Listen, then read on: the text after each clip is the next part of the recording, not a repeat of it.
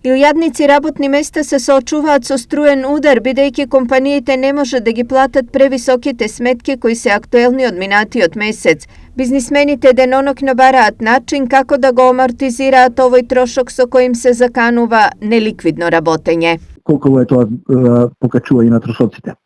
Тоа ги доведува во прашање и ликвидноста, но и рентабилноста и конкурентноста на самите компании. И секоја компанија се снаоѓа како што знае и уме. Бидејќи пазарот не е милосрден, кај пазарот не може ни од пазарот да бараме субвенции, како што добија граѓаните за субвенција на парното и за струјата. И може компании кај што учеството на електрична енергија во вкупни трошоци е многу големо, да дојде до намалување на бројот на вработени. Освен што се соочуваат со неекономски цени на струјата, голем број компании имаат и забрана за покачување на продажните цени. Ова е неиздржливо за компаниите.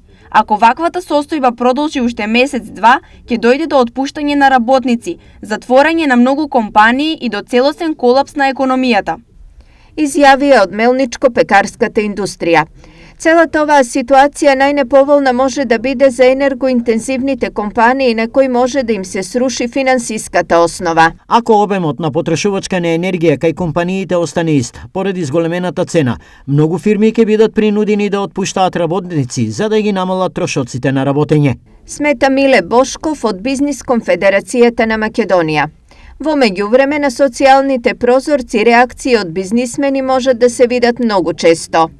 Лани добив сметка за струја од 68.000, а годинава 394.772 денари. Сите стопанственици јавно да ги објават сметките за декември, лани и оваа година. Се дел од коментарите на социјалните мрежи. Овој проблем полека но сигурно влегува со круцијална тежина и веројатно со него за кратко време ќе мора да се соочат и државните институции од кои се очекува да дадат свој допринос во една или во друга насока, но пред се евентуално во субвенционирање на трошоците за струја.